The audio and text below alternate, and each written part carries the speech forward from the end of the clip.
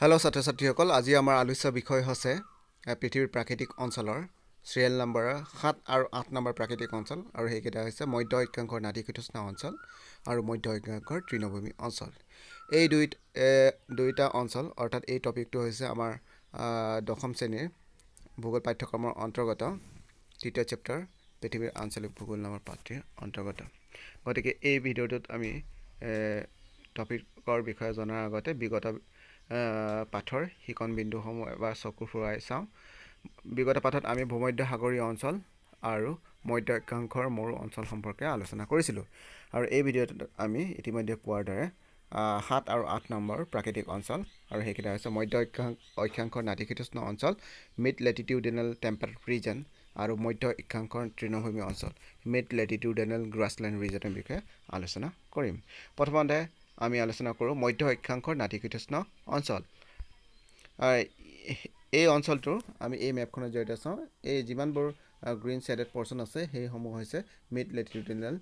টেম্পাৰেট ৰিজনৰ অন্তৰ্গত ঠাইসমূহ। এই আমেৰিকাৰ পূব অংশ দেখিছে, আমেৰিকা আৰু কানাডাৰ দক্ষিণ পূব অংশ, উত্তৰ আমেৰিকাৰ পূব অংশ, তাৰপিছত দক্ষিণ আমেৰিকাৰ এই ব্ৰাজিলৰ দক্ষিণাংশ, তাৰপিছত আৰ্জেণ্টিনা, উৰুগুৱে এই অংশত দেখিছে। তাৰপিছত কাস্পিয়ান আৰু এই কাস্পিয়ান সাগৰৰ উপকূলীয় অঞ্চল, এই দেখিছে কাস্পিয়ান সাগৰ। তাৰপিছত ব্লেক চি, অৰ্থাৎ তোমাৰ কৃষ্ণ সাগৰৰ উপকূলীয় অঞ্চল। তাৰোপৰি এছিয়া মহাদেশৰ পূব উপকূল, জাপান ইত্যাদি ঠাইসমূহ। তাৰোপৰি দক্ষিণ আফ্ৰিকাৰ এই পূব উপকূল, অষ্ট্ৰেলিয়াৰ পূব উপকূলত এই অঞ্চলৰ অন্তৰ্গত ঠাইসমূহ অৱস্থিত। তাৰপিছত এই অঞ্চলৰ ভৌগোলিক অৱস্থিতি, অৰ্থাৎ মধ্য অক্ষাংশীয় টেম্পাৰেট ৰিজন বা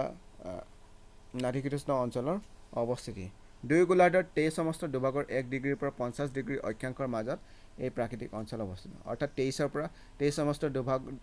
দুভাগৰ 1 ডিগ্ৰী, অৰ্থাৎ কৰ্কট ক্ৰান্তি আৰু মকৰ ক্ৰান্তিৰ পৰা উত্তৰ আৰু দক্ষিণে 50 ডিগ্ৰী অক্ষাংশলৈ এই অঞ্চল অৱস্থিত। দুই গোলাৰ্ধৰ মধ্য অক্ষাংশৰ বহু অংশত নাতিশীতোষ্ণ প্ৰাকৃতিক অঞ্চল বিৰাজমান।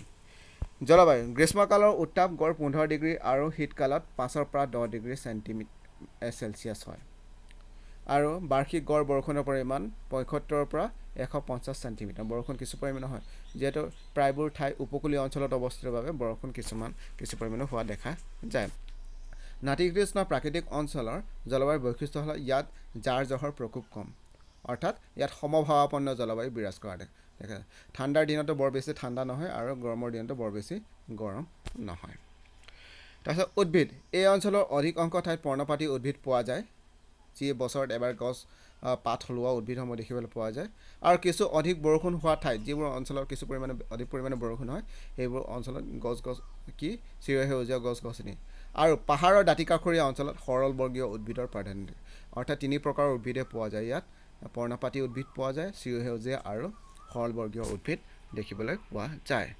তাৰপিছত আমি চাওঁ মধ্য অক্ষাংশৰ নাতিশীতোষ্ণ অঞ্চলৰ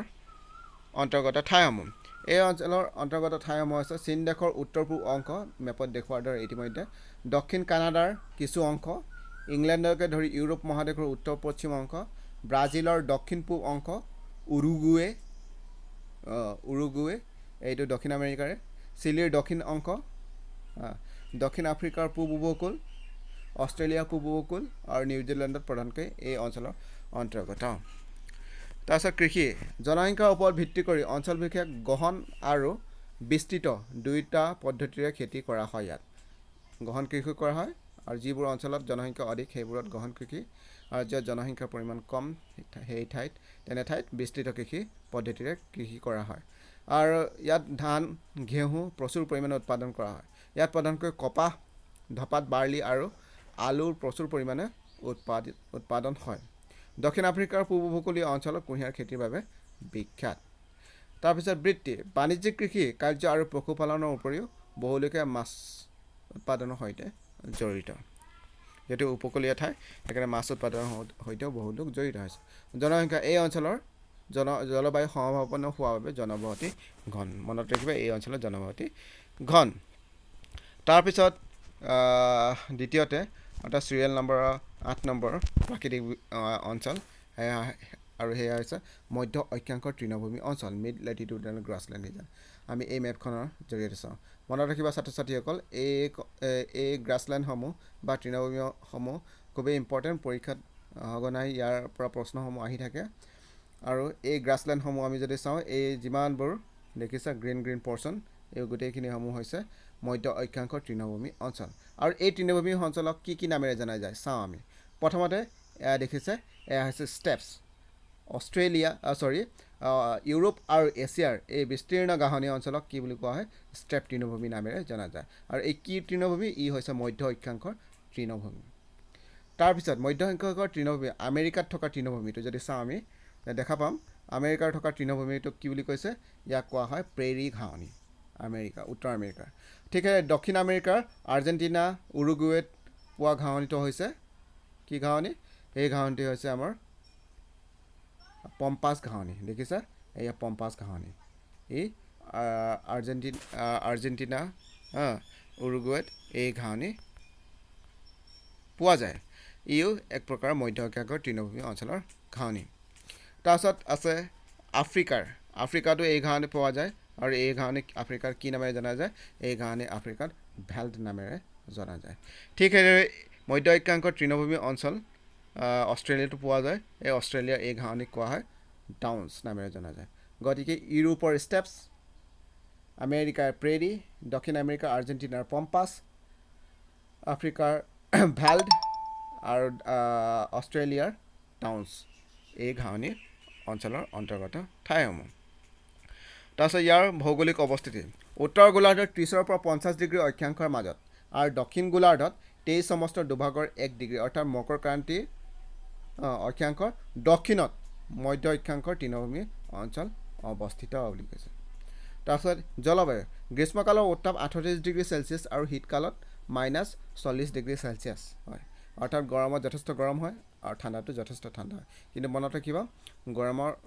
সময়ছোৱা কম হোৱাৰ বাবে গৰমৰ প্ৰকোপটো বৰ বেছি সময়ৰ বাবে নৰয়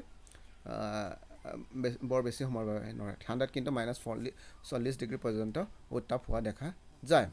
আৰু বাৰ্ষিক গড় বৰষুণৰ পৰিমাণ 15 পৰা 50 চেণ্টিমিটাৰ বৰষুণ একেবাৰে কম সেয়েহে ঘাঁহনি অঞ্চল অন্তৰ্দেশীয় অৱস্থানৰ বাবে এই অঞ্চলত গ্ৰীষ্ম আৰু শীতকালৰ মাজৰ উষ্ণতা পাৰ্থক্য অধিক অন্তৰ্দেশীয় অৱস্থান এই ঘাঁহনি অঞ্চলসমূহ মহাদেশসমূহৰ মাজভাগত অৱস্থিত হোৱাৰ বাবে ইয়াৰ কি বুলি কৈছে অন্তৰ্দেশীয় অৱস্থানৰ বাবে এই অঞ্চলত গ্ৰীষ্ম আৰু শীতকালৰ মাজৰ উষ্ণতা পাৰ্থক্য অধিক গৰমত অত্যাধিক গৰম হয় ঠাণ্ডাত অত্যাধিক ঠাণ্ডা হোৱা দেখা যায় তাৰপিছত উদ্ভিদ যেহেতু জলবায়ু চাইছোঁ আমি বৰষুণৰ পৰিমাণ কম ঠাণ্ডাটো যথেষ্ট ঠাণ্ডা আৰু গৰমত অত্যাধিক গৰম হয় সেই গতিকে এই অঞ্চলত একেবাৰে ডাঙৰ গছ দেখিবলৈ পোৱা নাযায় এই গোটেই অঞ্চলটো কিহেৰে ভৰা ঘাঁহনিৰে ভৰা এই ঘাঁহনিসমূহ কি নামেৰে জনা যায় ইতিমধ্যে আমি মেপত দেখুওৱা হৈছে বিভিন্ন নামেৰে জনা যায় উত্তৰ আমেৰিকাৰ মধ্যাংশত প্ৰেৰী নামেৰে জনা যায় অৰ্থাৎ অন্তৰ্গত অঞ্চলসমূহ হৈছে উত্তৰ আমেৰিকা ইউৰোপ পূব আৰু এছিয়াৰ মধ্যাংশ ইয়াক এছিয়া আৰু ইউৰোপত ষ্টেপছ নামেৰে জনা যায় ঠিক আৰ্জেণ্টিনা অৰ্থাৎ দক্ষিণ আমেৰিকাৰ আৰ্জেণ্টিনাত উৰুগুৱেত এই কি নামেৰে যায় পম্পাছ নামেৰে জনা যায় দক্ষিণ আফ্ৰিকাত ই ভেল্ট নামেৰে জনা যায় আৰু অষ্ট্ৰেলিয়াত ই ডাউন্স নামেৰে জনা যায় অৰ্থাৎ এইসমূহ অঞ্চলত এই ঘাঁহনি অঞ্চল পোৱা যায় তাৰপিছত কৃষি মধ্য অক্ষাংশৰ তৃণভূমি অঞ্চলত বিস্তৃতভাৱে বাণিজ্যিক ভিত্তিত ঘেঁহু বাৰ্লি মিলেট আদি উৎপাদন কৰে এই ঘাঁহনি অঞ্চলসমূহত এতিয়া বিস্তৃতভাৱে খেতি কৰা হয় বিশেষকৈ ঘেঁহু বাৰ্লি মিলেট আদি কৃষিকাৰ্য কৰা হয় বিস্তৃতভাৱে আৰু এই বিস্তৃত কৃষি তাৰ উৎপাদিত খাদ্যশস্যসমূহ বিভিন্ন দেশলৈ ৰপ্তানিও কৰা হয় এই অঞ্চলত বাণিজ্যিক ভিত্তিত পশুপালন যিহেতু ঘাঁহনি অঞ্চল গতিকে বাণিজ্যিক ভিত্তিত পশুপালন কৰা দেখা যায় এছিয়াৰ তৃণভূমিত বাস কৰা লোকৰ প্ৰধান জীৱিকা হৈছে পশুপালন এছিয়াত থকা যি ষ্টেপছ তৃণভূমি এই ষ্টেপছ তৃণভূমিত বাস কৰা লোকসকলৰ বৃত্তি হৈছে পশুপালন আনহাতে আমেৰিকা কানাডা আৰ্জেণ্টিনা আৰু অষ্ট্ৰেলিয়া আৰু ৰাছিয়াৰ তৃণভূমি অঞ্চলত বাস কৰা লোকৰ জীৱিকা কিন্তু হৈছে কৃষি তেওঁলোকে বিস্তৃতভাৱে কৃষি কাৰ্য কৰে কিন্তু এছিয়াত ঘাঁহনি অঞ্চলত বাস কৰা লোকসকলৰ প্ৰধান জীৱিকা হৈছে পশুপালন